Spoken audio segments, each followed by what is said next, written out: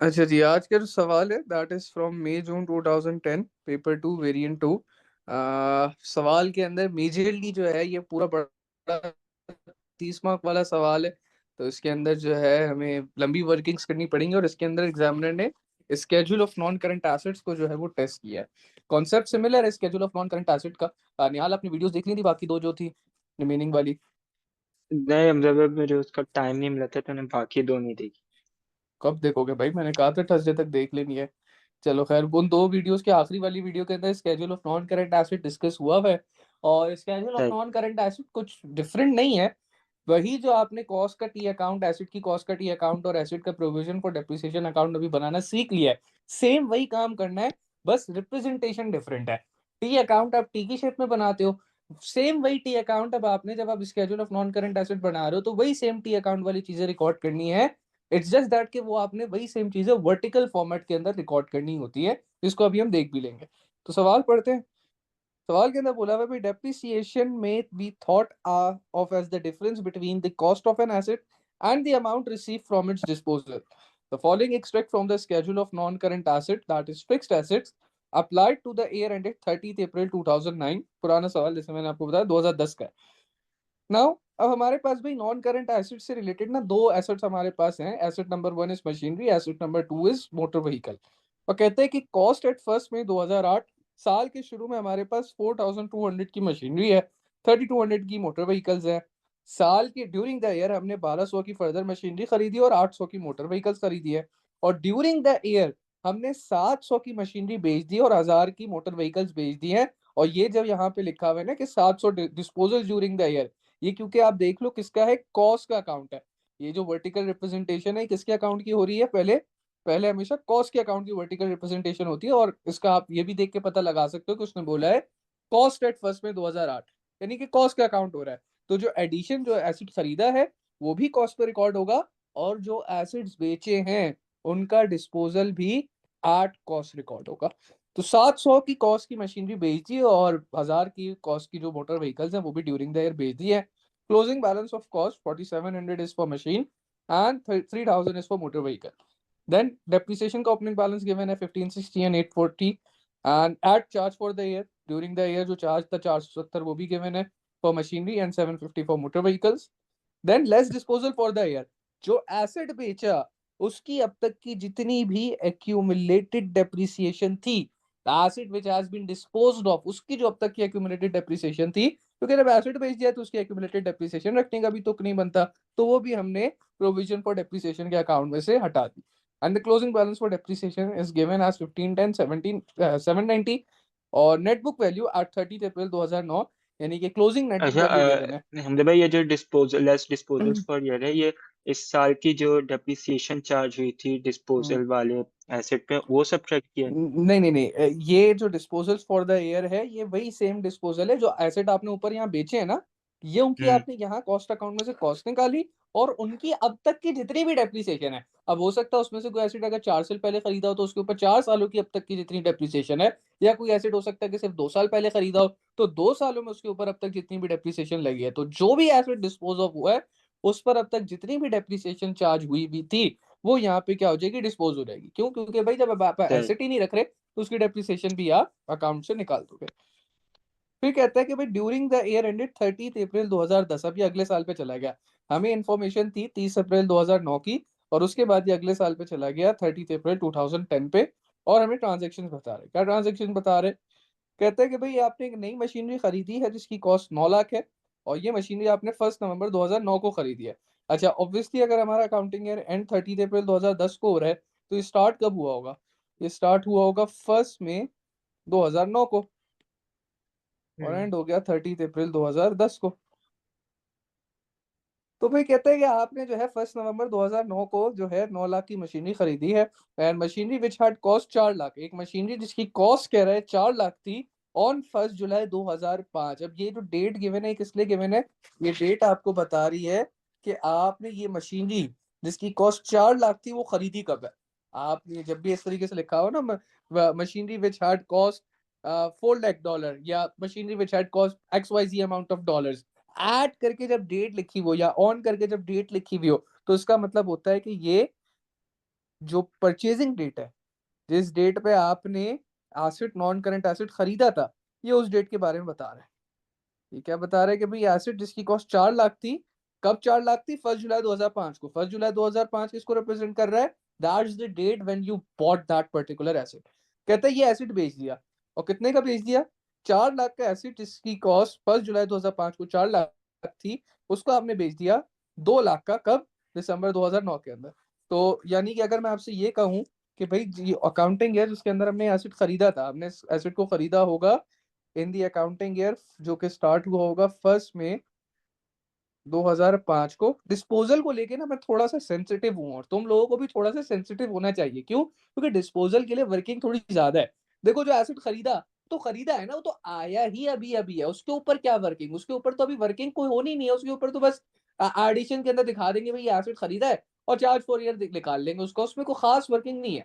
जो असल आपके थोड़ी सी जो आपकी जो आपके क्या कहते हैं अ, अ, जो आंखें हैं वो थोड़ी सी बड़ी हो जानी चाहिए, और आपका जो दिमाग है उसके अंदर एक घंटी बज जानी चाहिए जब भी बात डिस्पोजल की आएगी। डिस्पोजल के अंदर बच्चे गलती करते हैं। तो डिस्पोजल को लास्ट क्लास जो आपने पहला सवाल किया था उसमें मैंने डिस्पोजल को बड़ा डीपली ब्रेक डाउन किया था। क्यों? क्योंकि डिस्पोजल की आपको वर्किंग जो है ना वो जैसे ही आप पढ़ लो साथ साथ आपने कर लेनी है कि भाई कब खरीदा था, कितने साल रखा, कितने साल इसके ऊपर डेप्रिसिएशन चार्ज होगी, और कितने का बेचा, और उसके हिसाब से इसके ऊपर प्रॉफिट और लॉस ऑन डिस्पोजल कितना बना होगा। तो भाई अगर ये एसेट आपने खरीदा था 1 जुलाई 2005 को, तो मैं कह रहा हूँ कि 1 जुलाई 2005 की जो डेट है वो कौन सा अकाउंटिंग ईयर में आ रही होगी? मैं कहता हूँ वो 1 मई 2005 से लेके जो 30 अप्रैल 2006 वाला अकाउंटिंग ईयर है, मैं कहता हूँ इस अकाउंटिंग ईयर के दरमियान में जो 1 जुलाई वाली डेट है उसको मैंने एसेट क्या खरीद दिया? एसेट खरीद लिया, एसेट बॉट।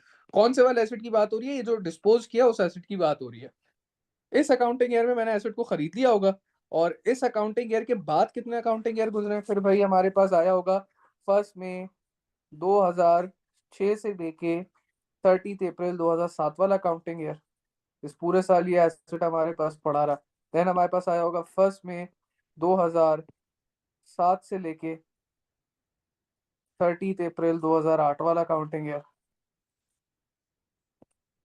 एंड देन हमने देखा होगा ये वाला जो हमारा करंट अकाउंटिंग ईयर है विच इज 1 मई 2000, नहीं बल्कि एक और देखा ना 1 में, ये तो 2009 वाला। फिर हमारे पास अकाउंटिंग ईयर आया होगा 1 में 2008 से लेके 1 में 2008 से लेके 30 अप्रैल 2009 वाला अकाउंटिंग ईयर। और जो लास्ट जिस अकाउंटिंग ईयर में मैंने इसको बेचा है, किस अकाउंटिंग ईयर में बेचा है अभी मैंने इसको बेचा है 1 में 2009 से लेके जो 30 अप्रैल 2010 वाला अकाउंटिंग ईयर है। इस अकाउंटिंग ईयर के अंदर मैंने इस एसेट को निकाल दिया, डिस्पोज कर दिया। और इसकी भी स्पेसिफिकली कौन सी डेट को डिस्पोज ऑफ किया है? दिसंबर 2009 को डिस्पोज ऑफ किया है। तो मैं ये अज्यूम करूंगा कि भाई यहाँ पे ये एसेट डिस्पोज ऑफ हुआ है।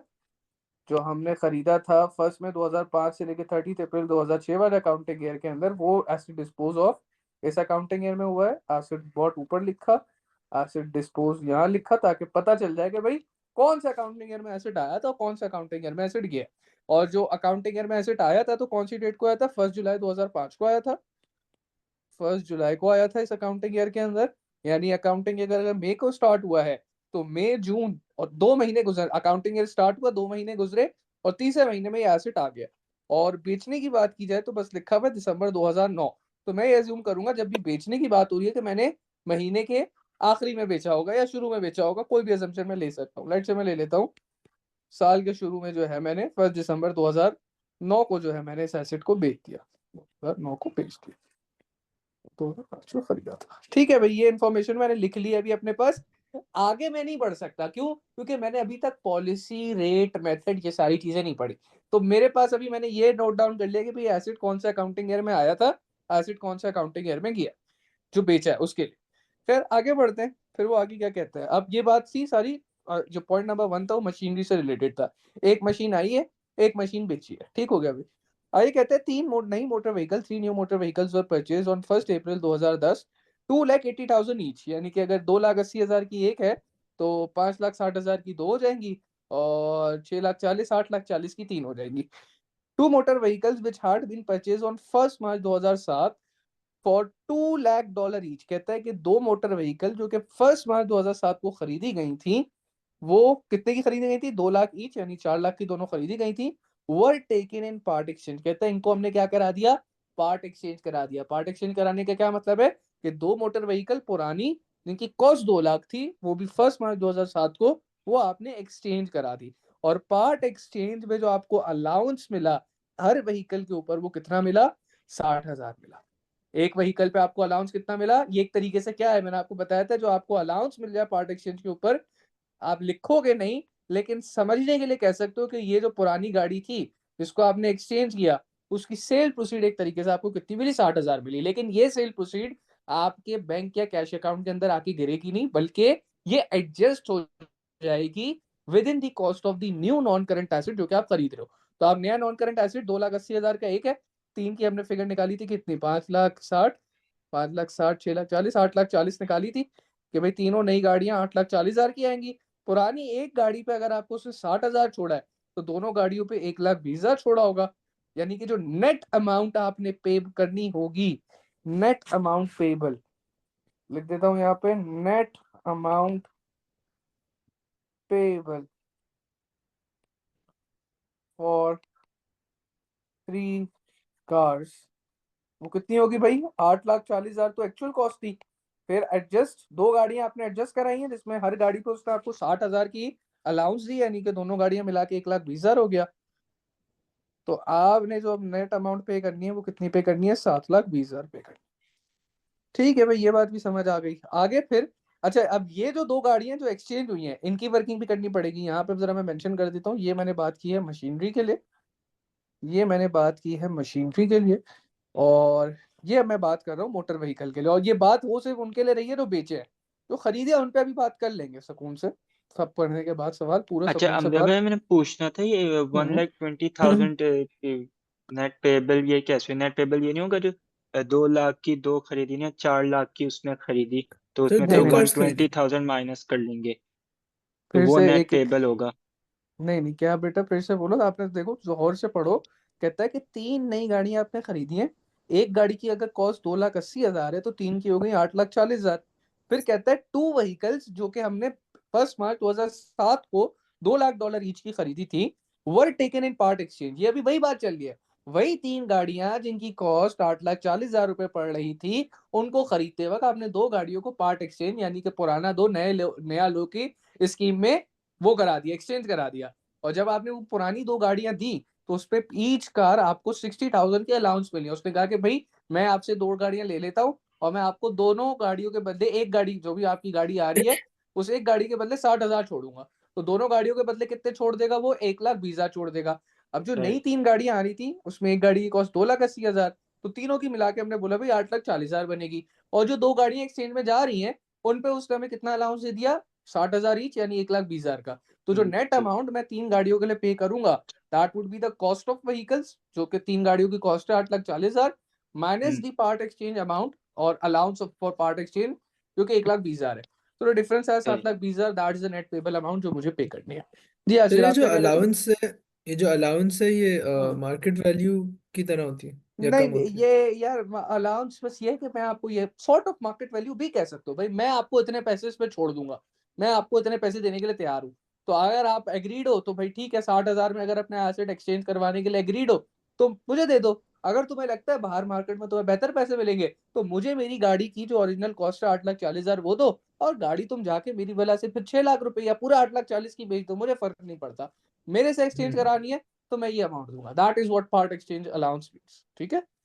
ठीक है। अच्छा जी, अब मोटर व्हीकल जो बेची है, वो खरीदी कब थी? 1 मार्च 2007 को खरीदी थी। ठीक है भाई, 1 मार्च 2007 कौन सा अकाउंटिंग ईयर में आ रहा होगा? 1 मार्च 2007 आपका अकाउंटिंग ईयर स्टार्ट हुआ होगा 1 मई 2006 को, और खत्म हुआ होगा 30 अप्रैल 2007 को। ये उन दो मोटर व्हीकल्स के लिए बात हो रही है जो कि हमने इस अकाउंटिंग ईयर में खरीदी है। कब खरीदी है भाई? ये वाला अकाउंटिंग ईयर है। और डेट कौन सी थी? डेट देख लेते हैं क्या दी हुई है। डेट उसने दी हुई है 1 मार्च 2007। तो 1 मार्च 2007 आप लोग देख लो, इसी अकाउंटिंग ईयर के अंदर आ रहे हैं, 1 मार्च 2007। फिर हमने इस गाड़ी को अपने पास रखा अगले अकाउंटिंग ईयर के अंदर, which would have started on 1 May 2007 and it would have ended on 30 April 2008, और फिर एक और साल रखा होगा which would have started on 1 May 2008 and ended on 30 April 2009। और फिर ये वाला जो अकाउंटिंग ईयर है, जो कि करंट अकाउंटिंग ईयर है, इस पर मैंने भेज दिया, जो स्टार्ट हुआ था 1 मई 2009 को and it ended on 30 April 2010। और इसी साल के अंदर मैंने गाड़ी को क्या करा दिया, पार्ट एक्सचेंज करा दिया, जिसको मैं डिस्पोज भी कहूँ तो बिल्कुल गलत नहीं होगा, क्योंकि गाड़ी एसेट निकल गया, it means it's disposed of. Dispose करा दिया, स्लैश करके पार्ट एक्सचेंज भी लिख देता हूँ। और कौन सी डेट को करा एग्जैक्टली हमने ये कराया है, एग्जैक्टली नई गाड़ियां जिस दिन खरीदी उसी दिन करवाया है। तो नई गाड़ी हमने 1 अप्रैल 2010 को खरीदी है, तो 1 अप्रैल 2010 को हमने ये कारनामा अंजाम दे दिया है। ये नई 3 गाड़ियां लेके पुरानी 2 गाड़ियां जो है वो पार्ट एक्सचेंज करा दी। ठीक है भाई, आगे बढ़ते हैं।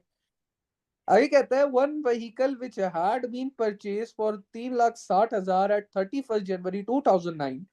कहता है कि एक व्हीकल जो कि आपने खरीदी थी 31 जनवरी 2009 को 3,60,000 की, was involve in an accident, वो एक एक्सीडेंट में इन्वॉल्व हो गई है ऑन 2 दिसंबर 2009। यानी कि ड्यूरिंग द ईयर ही वो जो है साल भर के अंदर अंदर देखा जाए तो ड्यूरिंग द ईयर ही जो है वो एक एक्सीडेंट में इन्वॉल्व हो गई है।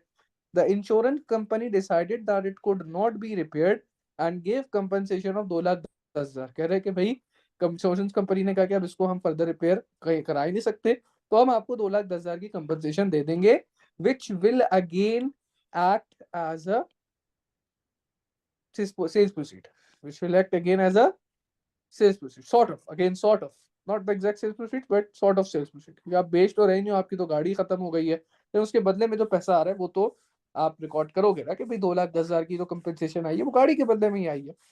फिर आगे आपसे कहता है डेप्रीसिएशन। अब ये आ गया किस पे, अब उसने सारी ट्रांजेक्शन बता दी, क्या खरीदा है क्या बेचा है। अब ये आ गया depreciation is charge to the for the full year on all non-current assets held at the year end using straight line method। तो कह रहा है कि भाई पूरा जो एसेट आपने साल में खरीदा, साल के एंड में पड़ा हुआ है, तो पूरे साल की डेप्रिसिएशन चार्ज करो, which is full year depreciation in the year of purchase and no depreciation in the year of disposal. जो उसने नीचे लिख भी दिया, no depreciation is charge on a non current fixed asset in the year of disposal. ठीक है, हम familiar है, हमें पता है कि ये पॉलिसी होती है कि जिस साल खरीदा उस साल पूरे साल की डेप्रिसिएशन, जिस साल बेचा उस साल कोई डेप्रिसिएशन चार्ज नहीं होगी। आगे फिर और मेथड बता दिया इसने ऊपर, एसएलएम है। फिर नीचे कहते हैं rates of depreciation have remained constant since the business begin trading. कहता है कि रेट, अब यहाँ पे ना इसने थोड़ी सी गेम कर दी, रेट नहीं बताया लेकिन रेट से रिलेटेड इंफॉर्मेशन दे दी। क्या इंफॉर्मेशन दे दी? कहता है कि भाई रेट जो है वो पूरे टाइम पीरियड में जब से बिजनेस स्टार्ट हुआ है तब से सेम है। तो पीछे उसने क्या कोई इंफॉर्मेशन दी थी? जी बिल्कुल दी थी। पीछे उसने आपको चार्ज फॉर ईयर बताया, बता कितने, रेट नहीं बताया था लेकिन चार्ज फॉर ईयर बता दिया था। अब अगर मुझे बताओ, उसने आपको बता दिया कि भाई मेथड एसएलएम है and full year depreciation is charge on all the non current assets held at the year and, दोनों दोनों एसेट्स के ऊपर यही मेथड लग रहा है। तो भाई सिंपल सी बात है, ये अगर मैं देखना चाहूँ ये 4,70,000 कहाँ से आया होगा, तो 4,70,000 जो उस साल की क्लोजिंग कॉस्ट होगी उसके ऊपर रेट लगा होगा और सिंपली ये 4,70,000 निकल के आ गया होगा। तो अब जरा अगर हम निकालना चाहें तो यहीं पे रफ वर्किंग में निकाल लेते हैं, रेट की कैलकुलेशन कर लेते हैं, कोई मुश्किल कैलकुलेशन नहीं है। Rate can be calculated as rate, अच्छा उसका अलग निकलेगा मशीनरी का और इसका अलग निकलेगा आपका मोटर व्हीकल का। तो रेट ऑफ मशीनरी, अच्छा रेट ऑफ मशीनरी, अब देखो मैं कुछ नया काम नहीं कर रहा। अगर तुम बोलोगे सर ये चीज आपने पढ़ी नहीं थी, मैं वही सेम काम कर रहा हूँ। मुझे क्या पता है, मुझे ये पता है कि भाई डेप्रिसिएशन का चार्ज निकालने के लिए आप क्या करते हो, चार्ज फॉर ईयर निकालने सर के हम लिए आप चार्ज अपॉन सिंपली, कॉस्ट करते हैं ना?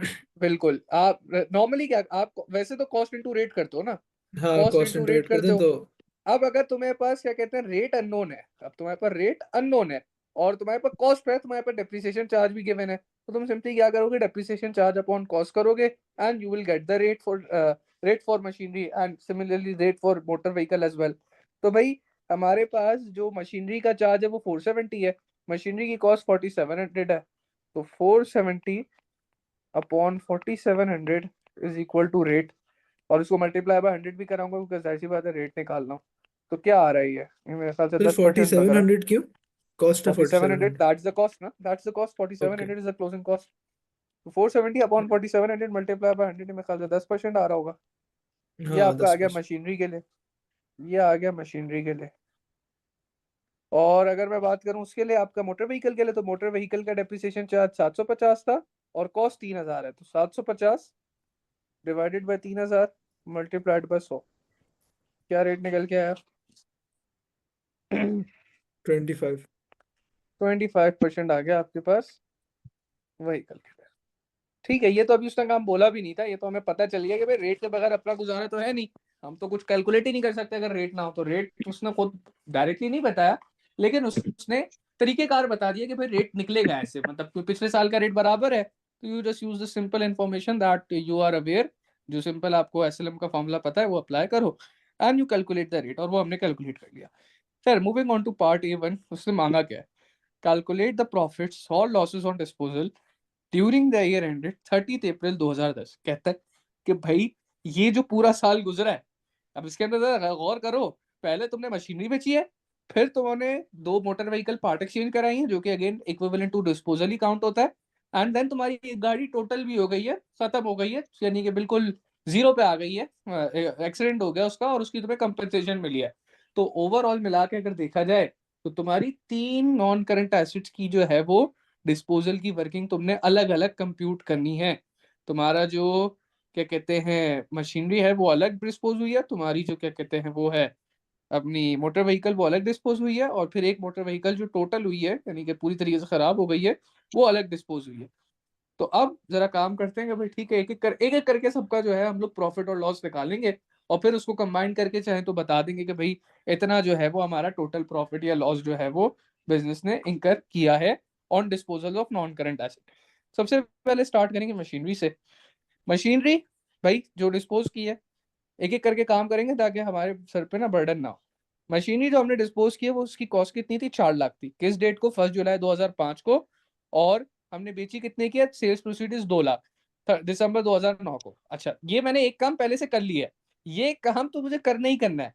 अगर कोई ये सोचे कि ये ख्वारी है और ये मैं नहीं करना चाहता, तो फिर वो पूरे सवाल में ख्वार होगा, उसका प्रॉफिट और लॉस भी सही नहीं निकलेगा, और वो बस ऐवी काम करेगा, उसको खुद भी नहीं पता होगा वो क्या कर रहा है। इस काम के बगैर डिस्पोजल, आपको जो पहला पहला तो सवाल का डिस्पोजल का एक ही साल रख के बेच दिया था, जो हमने पहला क्वेश्चन किया था उसमें ऐसा कुछ था नहीं। बट अगर 1 साल से ज्यादा एसिड बिजनेस के अंदर रहा है तो इस तरीके की वर्किंग लाजिम मलजूम है। अच्छा, अभी तो पॉलिसी आसान है, इस वाले सवाल के अंदर तो पॉलिसी आसान है ना कि भाई full year depreciation is charge in the year of purchase, no depreciation is charge in the year of disposal. तो मुझे पता है कि भाई मशीनरी पे इस साल और इस साल डेप्रिसिएशन चार्ज होगी, इस साल कोई डेप्रिसिएशन चार्ज नहीं होगी। मेथड भी आसान है, एसएलएम मेथड है, तो सेम अमाउंट ऑफ डेप्रिसिएशन हर साल निकल के आएगी।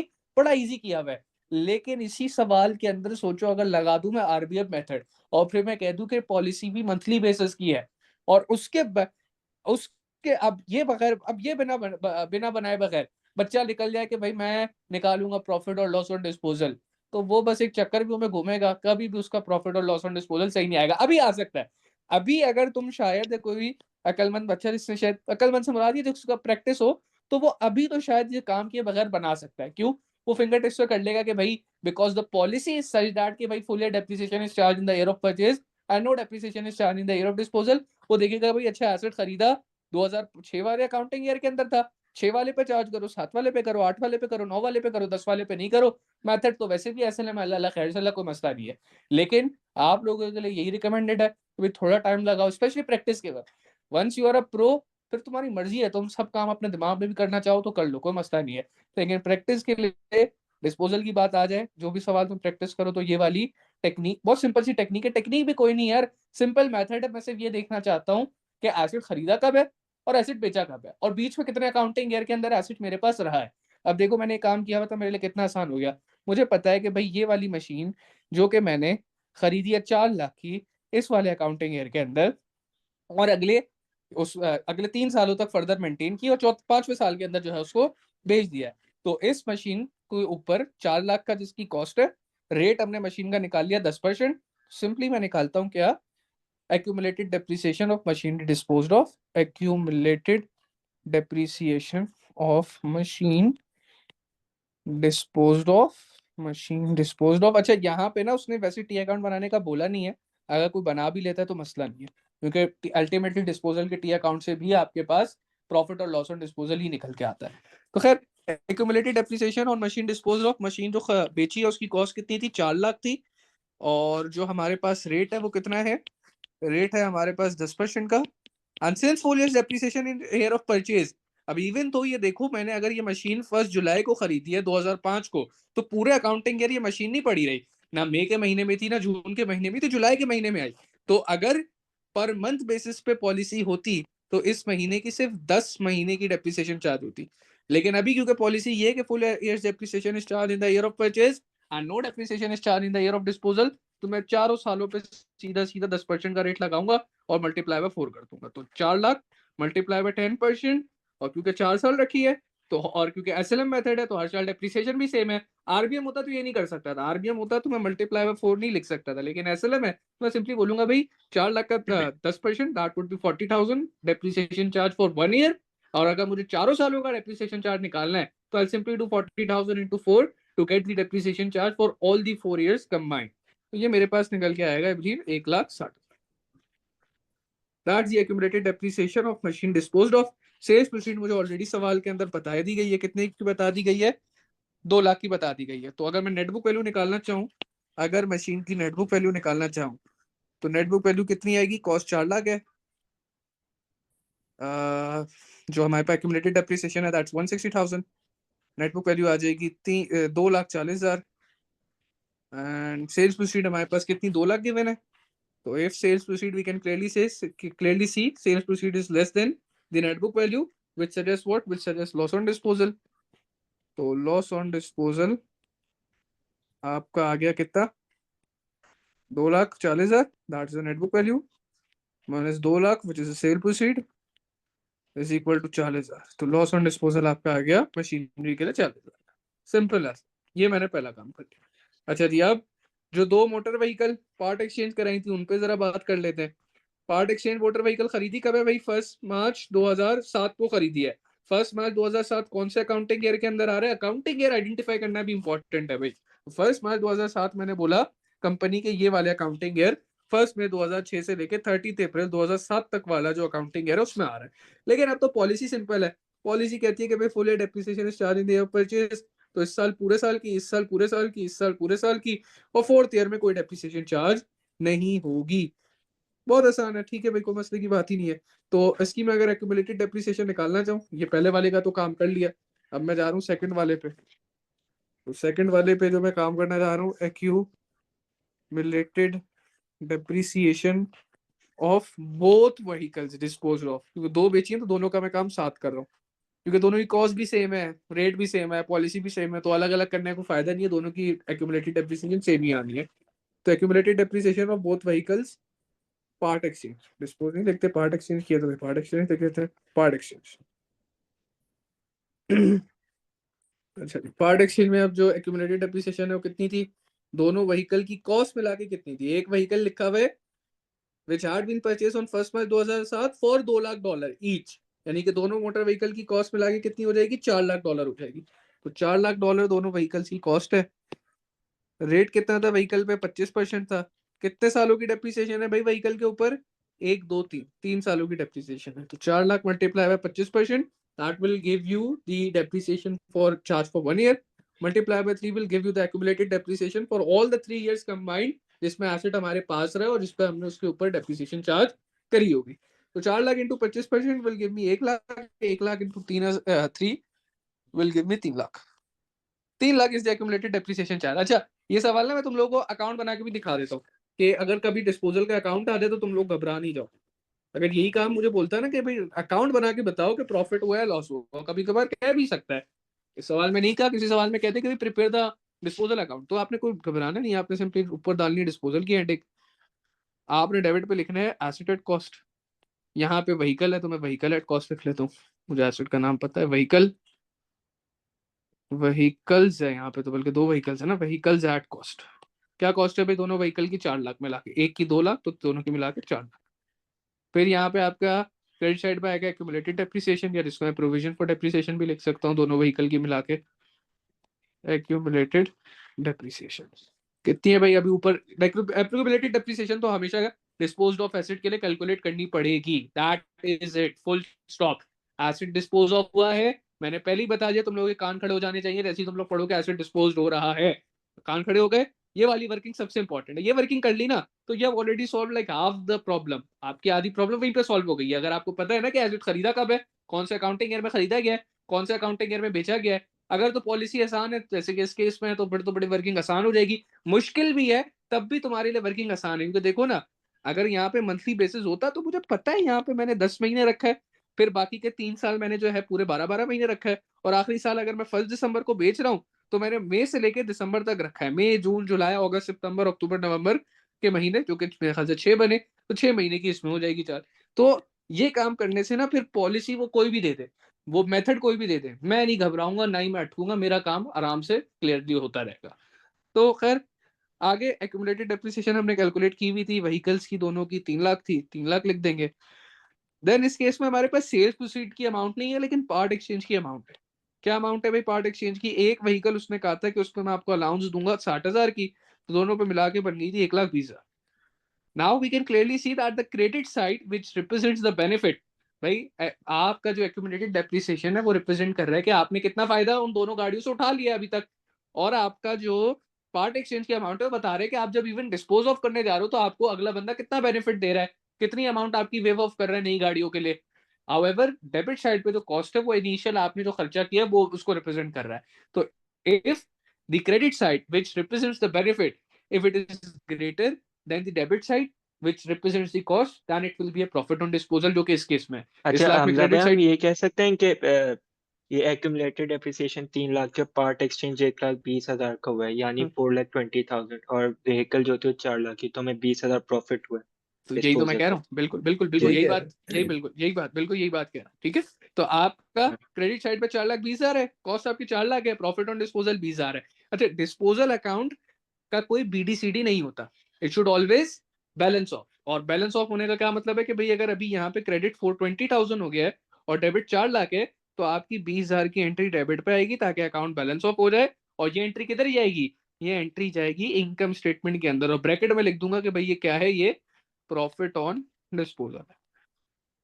तो इस तरीके से you will make a typical disposal का टी अकाउंट, और लास्ट में तुम यहाँ पे डबल लाइन बना के दिखा दोगे कि ये टी अकाउंट 4,20,000 डेबिट, 4,20,000 क्रेडिट, ये टी अकाउंट यहाँ पे क्लोज हो गया, इसका कोई बीडीसीडी नहीं बचा। तो नाउ हमारे पास पहली जो हमने मशीन बेची थी सर हमने उसका, फर्स्ट ईयर में व्हीकल्स को 10 मंथ्स रखा है, उससे डिप्रिसिएशन को फर्क नहीं नहीं नहीं पड़ता नहीं नहीं कुछ? नहीं मैंने नहीं रखा बेटा, वो तो मैं आपको तब बता रहा था, वो व्हीकल के लिए था भी नहीं, वो तो मशीनरी के लिए था। वो मैं ओहो। तब अप्लाई करता अक्षर अगर बोला होता है कि depreciation is charge on monthly basis. यहाँ पे तो बोला हाँ हुआ है ना अच्छा। कि भाई तुमने महीने भर पहले भी खरीदा है ना अगर एसेट, तो डेप्रिसिएशन पूरे साल की चार्ज करो, तो ये आसान होगा, मेरे लिए सही। आसान हो गया, मैंने बड़ी इजीली फिर पूरे साल की डेप्रिसिएशन चार्ज कर। तो भाई ठीक। मशीनरी पे लॉस हुआ था 40,000 का, इस पे क्या कहते हैं आपको व्हीकल पे दोनों पे फायदा हो गया 20,000 का टोटल, यानी ईच व्हीकल पे आपको 10,000 का प्रॉफिट ऑन डिस्पोजल हुआ है। लास्ट थिंग जो कि रह गई है, दैट वाज द व्हीकल जो कि आपकी पूरी की पूरी खराब हो गई थी, इसके लिए भी सही वही काम है, कुछ डिफरेंट नहीं है। क्या आइडेंटिफाई किया? व्हीकल खरीदी कब थी ये देख लेते हैं, which was purchase for 3,60,000 on 31 January 2009। ये देखना पड़ेगा कि 31 जनवरी 2009 कौन सा अकाउंटिंग ईयर में आता है। तो लिख देता हूँ भाई, ये भी मोटर व्हीकल ही है लेकिन ये वो वाली है जो क्रैश्ड हुई है, मोटर व्हीकल क्रैश्ड। तो ये कह रहा है कि भाई आपने खरीदी थी 31 जनवरी 2009 को, तो 31 जनवरी 2009 कौन से अकाउंटिंग ईयर में आया होगा? 31 जनवरी 2009 आया होगा इन the accounting year which would have started on sir 1 ये मई। वो है जो पार्ट एक्सचेंज नहीं की? हाँ ये वो है जो पार्ट एक्सचेंज नहीं की, पार्ट एक्सचेंज वालों का काम कर दिया ना, ये तो थर्ड वाली ट्रांजेक्शन है जिसमें कह रहा है कि सही है भाई एक सर। मशीन एक व्हीकल जो 3,60,000 की थी वो पूरी ठुक ठाक के एक्सीडेंट के अंदर खत्म हो गई है। पर अब ये जो खरीदी थी, कब खरीदी थी? 31 जनवरी 2009। इसका अकाउंटिंग ईयर मैंने बोला कब आया होगा, तो मैंने कहा कि अकाउंटिंग ईयर तो बिजनेस का स्टार्ट हो रहा है 1 मई को और एंड हो रहा है 30 अप्रैल को। अगर ये मशीनरी, अगर ये मोटर व्हीकल 31 जनवरी 2009 को खरीदी गई है, तो इट मीन्स कि it would lie in the accounting year which would have last year. Started on 1 May 2008 and would have ended on 30 April 2009 which is last year. बिल्कुल सही कह रहे हैं, which is the last year. तो यहाँ पे हमने 31 में मेंशन कर दूंगा कि भाई यहाँ पे एसेट खरीदा गया है, एसेट बॉट हुआ है, यहाँ पे कितने का बॉट हुआ है? एसेट बॉट हुआ है 31 जन 2009 को, और आपका उसके बाद ये हमने कब तक रखा है अपने पास, रिटेन कब तक किया है हमने इसको, रिटेन किया 1 मई 2009 से लेके, ये तो करंट ईयर है, इसमें हमारा ये एसेट टोटल हो गया। And since the policy is really simple, you just have to charge depreciation in year of purchase and no depreciation in year of disposal. तो यहाँ पे एसेट बेच दिया आपने, एसेट क्रैश्ड। ठीक है जी, एसेट क्रैश्ड हो गया। तो इसमें पता ये चला कि भाई इस एसेट में सिर्फ एक ही साल की डेप्रिसिएशन चार्ज होगी जिस साल एसेट खरीदा था। ठीक है, तो जिस साल एसेट खरीदा था 3,60,000 का एसेट खरीदा था हमने। ठीक है, 25% का रेट है, तो 3,60,000 पे जरा 25% लगा लेता हूँ और देखता हूँ क्या एक्यूमुलेटेड डेप्रिसिएशन आती है। Accumulated depreciation for vehicle crashed, क्या हो गई थी भाई, ये क्रैश्ड हो गई थी। और 3,60,000 की व्हीकल है, सिर्फ एक साल रखी है। बेसिकली रखी तो एक साल भी पूरे नहीं है, लेकिन बिकॉज द पॉलिसी से इसके जिस साल खरीदी है उस साल पूरे साल की डेप्रिसिएशन, तो एक साल की डेप्रिसिएशन चार्ज होगी 3,60,000 पे 25%, which I believe would be 90,000 as the yes accumulated depreciation. If I want to compute the net book value, that would be cost, which is 3,60,000 minus the accumulated depreciation, which is 90,000. 360 minus 90, that would give me 270. तो net book value निकल के आ गई भी इस machine की कितनी, 270। And 2,70,000 की जब इसकी नेट बुक वैल्यू थी, तो मैंने गाड़ी क्या करी, गाड़ी एक्सीडेंट में आ गई, और एक्सीडेंट में आने के बाद इंश्योरेंस कंपनी ने मुझे सिर्फ 2,10,000 दिए। तो मैंने आपको बता दिया कि it will act as a sales proceed. मैं कहूंगा नहीं कि वो सेल्स प्रोसीड है, लेकिन समझने के लिए, जैसे पार्ट एक्सचेंज में समझने के लिए मैं आपको बता रहा हूँ कि भाई it's similar to it's similar to sales proceed. जैसे part exchange similar to sales proceed है, काम वही सेम बात उसी चीज को रिप्रेजेंट कर रहा है, यहाँ पे भी ये चीज उसी चीज को रिप्रेजेंट कर रही है, सेल्स प्रोसीड को। तो भाई 2,10,000 अगर कंपनसेशन में मिला और 2,70,000 थी, लॉस हुआ कि नहीं हुआ? बिल्कुल हुआ। Loss on disposal will be 2,70,000 minus 2,10,000, should be 60,000। तीनों के हमने एसेट्स जो कि डिस्पोज ऑफ हुए थे प्रॉफिट और लॉस कर लिए। और ये 12 माह के लिए उसने किसी जमाने में 14 साल पहले पूछा था, जब आशिर और निहाल को ये भी नहीं पता था कि अकाउंट्स नाम का कोई एक सब्जेक्ट होता है। तब उसने जो है वो एक सवाल पूछा था जिसके अंदर, जिसकी आपने अभी सॉल्यूशन निकाल लिया कि भाई गेन और लॉस और डिस्पोजल कैसे निकलता है। फिर आगे बढ़ते हैं नेक्स्ट पार्ट के अंदर। पार्ट बी के अंदर सेकंड पार्ट में कहता है प्रिपेयर ए अच्छा स्केड्यूल ऑफ नॉन। अच्छा, हम जब इसको जो है हम ऐसे ही सॉल्व कर देंगे जैसे ही आपने जैसे किए। हाँ बिल्कुल, उसने हमसे ये तो कहा था कैलकुलेट, उसने बोला कैलकुलेट करो। ये तो सेकंड पार्ट में मैंने टी अकाउंट बनाया, इसे मैंने आपको समझाने के लिए बनाया है कि अगर अब जो मैं आपको होमवर्क दूं उसमें कहीं पे डिस्पोजल का टी अकाउंट आए बनाने को, तो आपने कैसे बनाना है। बाकी उसने हमें सिर्फ सर प्रॉफिट और लॉसेस आप करना है। एब्रिविएशंस यूज कर सकते हैं? कौन सी एब्रीविएशन? नहीं, आपको जैसे रिकमेंडेड नहीं है कि आप एब्रीविएशन यूज करो, सिर्फ मैं यूज कर सकता हूँ। अच्छा ठीक है। सर, जब हाँ। प्रॉफिट ऑन डिस्पोजल हो रहा है हम्म। वो तब कैसे हो रहा है जब पार्ट एक्सचेंज कर रहे हैं? पार्ट एक्सचेंज भी कर रहे हो तब भी तुम्हें जो वैल्यू मिल रही है, जो बेनिफिट मिल रहा है, दैट्स द बेनिफिट। देखो सेल्स प्रोसीड भी बेनिफिट है, पार्ट एक्सचेंज भी बेनिफिट है।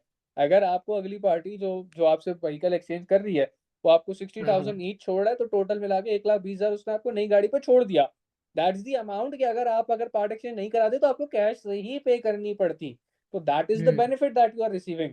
तो डजेंट मैटर कि तुम पार्ट एक्सचेंज करा के तुम्हें जो बेनिफिट मिल रहा हो या कैश की फॉर्म में बेनिफिट मिल रहा हो, बेनिफिट मिल रहा है। और अगर बेनिफिट जो मिल रहा है तो टोटल क्रेडिट साइड हुई है, यानी कि accumulated depreciation plus sales proceed, if it's greater than the cost, तो आपका प्रॉफिट ऑन डिस्पोजल ही है। डजंट मैटर कि फिर वो तुम्हें इंश्योरेंस अगर भाई यहाँ पे इंश्योरेंस कंपनी से जो कंपनसेशन मिली है, अगर वो 2,70,000 नेट बुक वैल्यू से ज्यादा होती, लेट से 3 लाख होती, तो वो भी प्रॉफिट ऑन डिस्पोजल होता। तो उसमें ये थोड़ी कहते कि भाई ये तो इंश्योरेंस कंपनी से मिला है तो मिला है, फर्क नहीं पड़ता। एसेट के डिस्पोज होने के वक्त जो भी बेनिफिट मिल रहा है, that's equivalent to sales proceed. Or if it is greater than the net book value of the non-current asset, then we'll record a profit. Simple as that. ठीक है। राइट। हम्म अच्छा जी, फिर पार्ट टू के अंदर हमसे कहता है कि भाई स्केड्यूल ऑफ करंट एसेट्स बनाए using the layout given at the beginning of the question, जो कि लेआउट हमें पता भी है। लेआउट क्या है? दो एसेट्स है नॉन करंट, तो पहले उन दोनों को लिखेंगे। एंड आई थिंक अब यहाँ पे इसने ये वाला लेआउट कह दिया तो हमें टोटल का कॉलम इस्तेमाल करने की जरूरत नहीं है, वरना अदरवाइज हम टोटल का कॉलम भी इस्तेमाल करते हैं ये दिखाने के लिए कि भाई टोटल ओपनिंग कॉस्ट कितनी है या टोटल ओपनिंग डेप्रिसिएशन कितनी है। लेकिन यहाँ पे उसने कहा है कि ऊपर वाला लेआउट इस्तेमाल करो, तो फिर मुझे फजूल में क्वारी करके टोटलिंग नहीं करनी है। टोटलिंग क्वारी है ना भाई, दोनों वैल्यू स्क्वाड करते रहो और टोटल दिखाते रहो।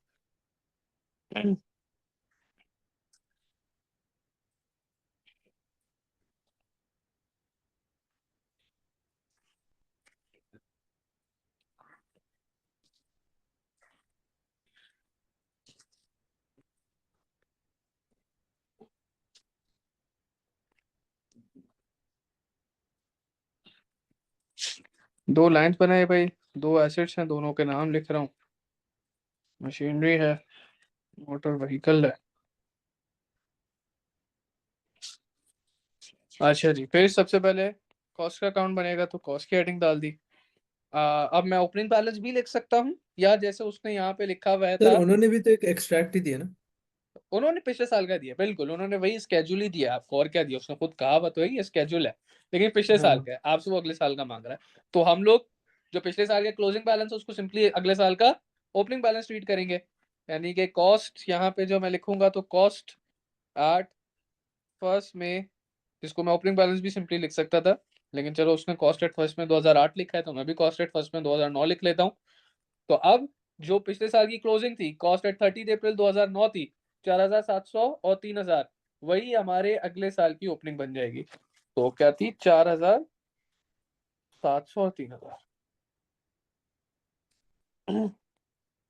अच्छा, उसने ये जो $3 जीरो करके $3 लिखे हुए ना, ये भी हमें दिखाना है। इसका मतलब ये कि हर फिगर $1000 में, तो मैं भी यहाँ पे डॉलर करके 3 जीरो दिखा देता हूँ कि भाई हमारी भी सारी फिगर $1000 के अंदर ही रिकॉर्डेड है।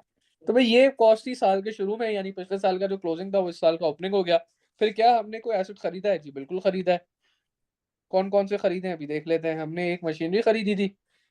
मशीनरी हमने कितनी खरीदी थी? New machinery costing 9 lakh was purchase, ठीक है, तो 9 लाख की मशीनरी हमने खरीदी थी, हम दिखा देंगे यहाँ पे एडिशंस के अंदर। और उसके बाद 9 लाख की खरीदी है ना, तो 900 दिखाएंगे, बिकॉज 3 जीरो ऊपर है तो हम सिर्फ उतने ही डिजिट्स दिखाएंगे 3 जीरो को छोड़ने के अलावा। तो 900,000 था, 1000 तो ऊपर ऑलरेडी 3 जीरो के फॉर्म में है, तो मैं यहाँ 900 ही लिखूंगा। एंड सिमिलरली मैंने फिर वो भी खरीदी थी ना, क्या कहते हैं, मोटर व्हीकल्स। मोटर व्हीकल्स कितने की खरीदी थी? 3 मोटर व्हीकल खरीदी थी, each costing 2,80,000 multiplied by 3, the cost of 3 new motor vehicles is 8,40,000। इसके लिए मैं 840 लिख लूंगा सिंपली। और फिर क्या कोई डिस्पोजल हुआ है? जी बिल्कुल हुआ है।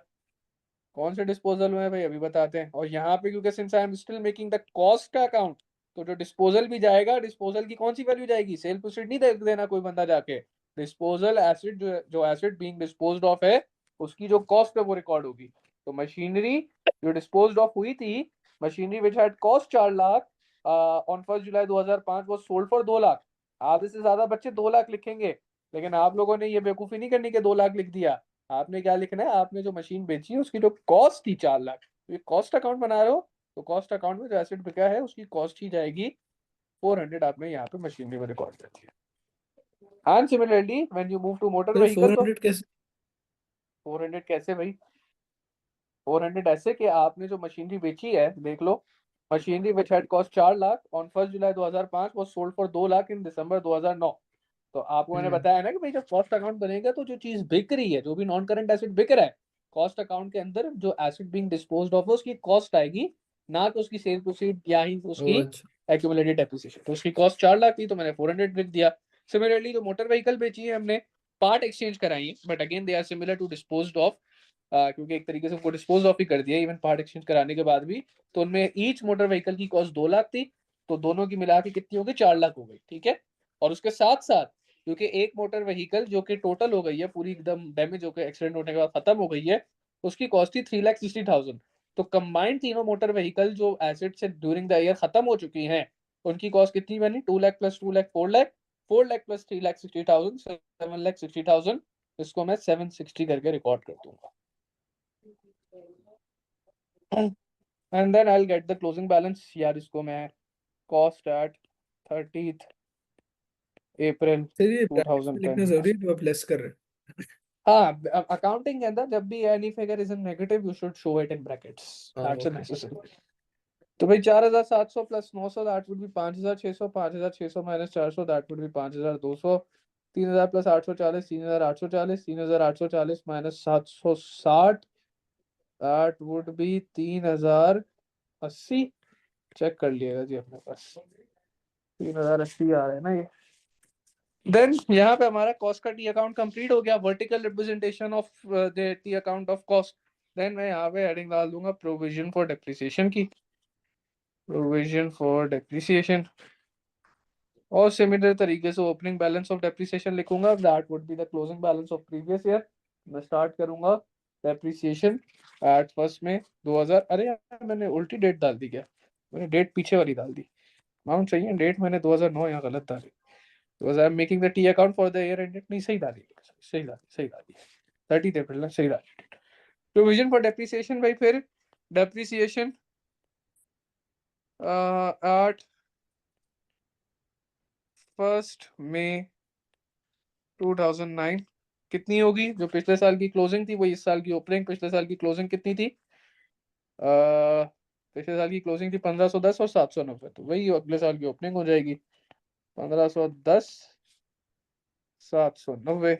देन जो अभी जो काम इस पूरे स्केड्यूल में करना है, क्योंकि अभी तक तो सिर्फ वैल्यूज उठा के डालना हूँ, वो चार्ज फॉर ईयर करना है। चार्ज फॉर ईयर अभी तक नहीं निकाला, पीछे इधर जितनी भी वर्किंग आपकी राइट पे हुई थी, सारी की सारी working was related to the asset which were disposed of, और उन्हीं के मार्क्स भी ज्यादा थे। पहला part was for 12 marks, second part is just for 8 marks. तो अब चार्ज फॉर ईयर निकाला है, लेकिन निहायत ही आसान है, यहाँ पे मेथड भी आसान किया हुआ उसने, रेट भी सिंपल 10 और 25% दिया हुआ है, पॉलिसी भी निहायत ही आसान करी हुई, तो कुछ भी नहीं करना, सिर्फ देख रहा है कि क्लोजिंग कॉस्ट कितनी है, मशीनरी की 5200 है, और क्योंकि पॉलिसी हमें ये कहती है कि 4 years depreciation is charge in the year of purchase, या उन तमाम एसेट्स के ऊपर जो कि ईयर एंड पे पड़े हुए तमाम के ऊपर पूरे साल की डेप्रिसिएशन चार्ज करो। तो मुझे पता है कि भाई साल के एंड में मेरी कॉस्ट 5200 है, I am using SLM method, और रेट जो है वो मशीनरी का 10% है, मैं सीधा सीधा 5200 पे 10% लगाऊंगा, 520 will be the charge for year. And similarly for motor vehicle again same policy से रेट डिफरेंट है, 3080 है क्लोजिंग कॉस्ट पे जो रेट है विच इज 25%, तो 3080 पे 25% लगाऊंगा, दिस विल गिव मी 770। 770 आपका जो है वो क्या हो जाएगा, 770 आपका मोटर व्हीकल का चार्ज फॉर ईयर हो जाएगा। Then comes up disposal. Disposal की वर्किंग बहुत मुश्किल है, लेकिन आप सारी वर्किंग करके आ गए, तो आपने टेंशन नहीं लेनी, आपकी तो सारी वर्किंग हुई भी है।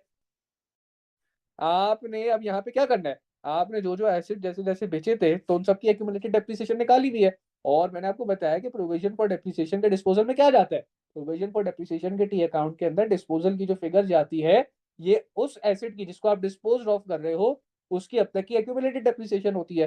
तो आपने जो मशीन डिस्पोज ऑफ करी थी उसकी आपने एक्यूमुलेटेड डेप्रिसिएशन निकाली थी 1,60,000, तो डिस्पोजल के अंदर भी आप वही 160 रिकॉर्ड कर दोगे कि जो एसिड बेचा है उसकी अब तक की 4 सालों की डेप्रिसिएशन 160 इस 1510 के अंदर इंक्लूडेड थी। लेकिन अब क्योंकि एसिड नहीं रहा, तो इसकी ओपनिंग बैलेंस में से जितना भी वो एसिड, उसका जितना भी डेप्रिसिएशन का पार्ट जो कि ओपनिंग बैलेंस में इंक्लूडेड है, उस सारे पार्ट को विच इज 160 को हमने क्या करा दिया, माइनस करा दिया। Same goes for motor vehicle, जो 2 मोटर व्हीकल पार्ट एक्सचेंज करी है उनकी अब तक की एक्यूमुलेटेड डेप्रिसिएशन 3 लाख थी, ये रही निकाली थी हमने। और जो इवन जो हमने क्या कहते हैं, जो हमारा जो मोटर व्हीकल वो ही है क्रैश हुई है, उसकी भी डेप्रिसिएशन निकाली है, एक्यूमुलेटेड डेप्रिसिएशन उसकी 90,000 है, तो 90,000 plus 3 lakh that would B 390, 390 इधर माइनस हो जाएगा, and I will get the depreciation eight 30th April 2010, depreciation eight 30th April 1510 plus 520 that would B 2030 minus 160 1930 1930 1870 790 plus 770 that would be 800 860 860 1560 1560 1160 1170 would be the depreciation for closing balance depreciation at 30th April 2010। what is the next last step जो कि हमारे पास रह गया है, that was the net book value। अगर खुद से schedule बनाने का होता तो मैं ओपनिंग नेट बुक वैल्यू अलग दिखाता, net book value at first May 2009 अलग दिखाता और net book value at 30th April 2010 अलग दिखाता। लेकिन क्योंकि उसने कहा है कि भाई जो फॉर्मेट ऊपर गिवन है वो फॉर्मेट फॉलो करो, तो उस फॉर्मेट के हिसाब से उसने सिर्फ क्लोजिंग नेट बुक वैल्यू दिखाई थी, यहाँ पे देख लो क्लोजिंग डेट के ऊपर, तो मैं भी सिर्फ क्लोजिंग डेट के ऊपर नेट बुक वैल्यू दिखाऊंगा। तो मैं लिखूंगा net book value at 30th April 2010, और इसके लिए भी रॉकेट साइंस नहीं करनी, मैंने सिंपली क्लोजिंग कॉस्ट को क्लोजिंग एक्यूमुलेटेड डेप्रिसिएशन से माइनस कर देना है, and I will get the closing net book value. तो क्लोजिंग कॉस्ट कितनी है 5200, क्लोजिंग एक्यूमुलेटेड डेप्रिसिएशन कितनी है 1870, माइनस करा दूंगा तो आई will gate net book value. So 5200 minus 1870 would be 3200 3100 3070, that is the closing net book value for machinery. And 3080 minus 1170, 3010, 3010, 2910, 2910 और 1910. That's the net book value at 30th April 2010 for motor vehicles cumulatively. तो यहाँ पे हमारा schedule of non current asset भी complete हो गया. किसी को कोई मसला भी यहाँ तक? नहीं. नहीं. Then after that we have some theory parts. कर लेते हैं जल्दी से. State 3 causes of depreciation. State का मतलब होता है सिर्फ लिखना है, कुछ बताना नहीं है. Obsoleteness एक cause है. अच्छा बता, ये बात ध्यान में रखना कि आपका जो सर इसमें स्टेट एंड एक्सप्लेन नहीं लिखा है, तो सर स्टेट बस सिर्फ लिखना है. बिल्कुल बिल्कुल ऑब्सोलीटनेस एक रीजन है. अच्छा, जो मैं बात कर रहा था वो ये कर रहा था कि अगर सवाल आए व्हाई डेप्रिसिएशन इज चार्ज, तो तुमने ये रीजन नहीं लिख देने obsoleteness, time factor, wear and tear, तब ये इनवैलिड हो जाएगा. व्हाई डेप्रिसिएशन इज चार्ज के अंदर आपने बताना है कि वो जो दो अकाउंटिंग कॉन्सेप्ट हैं, that is the prudence and matching, जो कि सपोर्ट करते हैं डेप्रिसिएशन के चार्ज करने को, उन कॉन्सेप्ट्स के बारे में बताना है. कौन से सवाल में सर जब पूछा जाए? इसकी डेफिनेशन भी लिख सकता हूँ ना, to spread its cost over its useful life.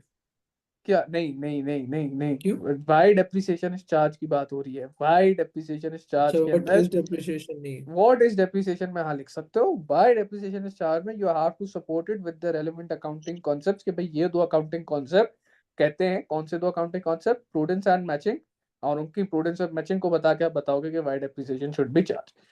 तो यहाँ पे तो टाइम फैक्टर, अभी तो कॉजेज बोला हुआ है ना, तो कॉजेज के अंदर तो यही लिखोगे, obsoleteness, time factor, wear and tear, सारा नोट्स के अंदर डाला हुआ. और ये आता है, अक्सर पूछ लिया जाता है 2-3 मार्क के लिए, ये अभी भी आता है. फिर give an example of non current fix asset for which cause given B1 above might be appropriate. कहता है give an example of a non current asset for which each cause given in B1, जो कि आपने ऊपर लिखा है, might be appropriate. तो भाई ऐसा कौन सा एसेट है जिसके ऊपर ये तमाम कॉजेज जो है वो एप्लीकेबल हो? तो भाई ये बड़े कोई ना उसने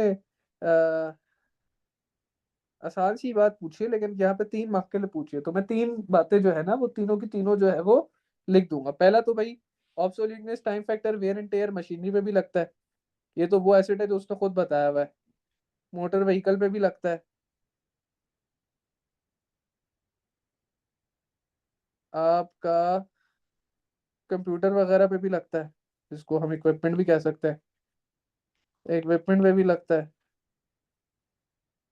और इस पे लग सकता है भाई आपका, अच्छा ये जो हमारे पास जितने नेचुरल रिसोर्सेज होते हैं, नेचुरल नॉन करंट एसेट होते हैं, उन पे भी लगता है. एग्जांपल दे सर.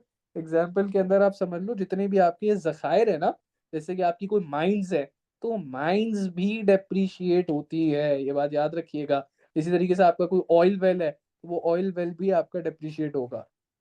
तो माइंस स्लैश ऑयल वेल मैंने सारे लिख दिए, आपको 3 भी लिखते हैं तो मेरे ख्याल से मार्क्स आपको पूरे मिलते हैं. फिर आगे state 4 factors which must be taken into account when deciding how much depreciation to charge. कितनी depreciation charge होगी, इसके लिए कौन कौन से फैक्टर्स को अकाउंटेंट किया जाएगा? सबसे पहले तो भाई आपकी यूजफुल लाइफ. अच्छा अगेन स्टेट करना है तो बस एक्सप्लेन नहीं करूंगा. यूजफुल लाइफ को अकाउंटेंट किया जाएगा. आपकी रेजिडुअल वैल्यू, रेजिडुअल वैल्यू कितनी है उसको भी अकाउंटेंट किया जाएगा. देन उसके अलावा और कौन सा रेसिडुअल वैल्यू को स्क्रैप वैल्यू भी लिख सकते हैं. बिल्कुल बिल्कुल बिल्कुल स्क्रैप वैल्यू भी लिख सकते हो, कोई मसला नहीं है. एंड देन आपके पास और किस चीज को लिखा जा सकता है? रेट ऑफ यूजेज भी लिखा जा सकता है भाई, कि आप किस तरह इस्तेमाल कर रहे हो. हो सकता है एक बंदा गाड़ी को हफ्ते में 2 दिन चला रहा है और एक बंदा गाड़ी को हफ्ते में 14 दिन के बराबर चला रहा है. फर्क है ना रेट ऑफ यूजेज के अंदर. तो डेप्रिसिएशन की अमाउंट के अंदर और डेप्रिसिएशन के चार्ज के अंदर भी फर्क आएगा. एंड टाइप ऑफ एसेट, कुछ एसेट ज्यादा वैल्यू इनिशियल ईयर में लूज करते हैं तो उन पर ज्यादा चार्ज करो, जो बाद में लूज करते हो तो बाद में कम चार्ज करो. That is type of asset. और यहाँ पे हमारा पूरा 30 मार्क का क्वेश्चन कंप्लीट हो जाता है. किसी को कोई मसला तो बताइए भाई यहाँ तक.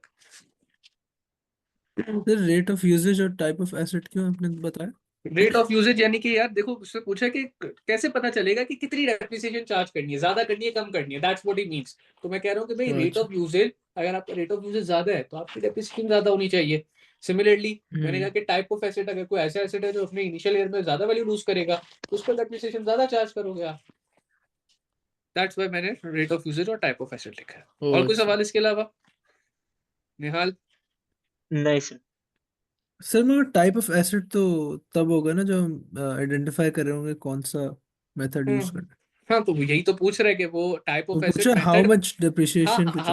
हाउ मच में भी वो इंक्लूड है और मेथड ऑफ डेप्रिसिएशन के अंदर भी वो इंक्लूडेड है, क्योंकि how much is again equivalent to method ना। मेथड भी जो आप सेलेक्ट करोगे वो आपको ज्यादा या कम ही डेप्रिसिएशन चार्ज करेगा। So if you are going to select RBM, then more hmm depreciation will be charged in initial years. If you are going to select SLM, then equal amount of depreciation will be charged each year. तो वो amount को हाँ तो impact करेगा ना जो भी आप मेथड सही। इस्तेमाल करोगे। और कोई सवाल भाई?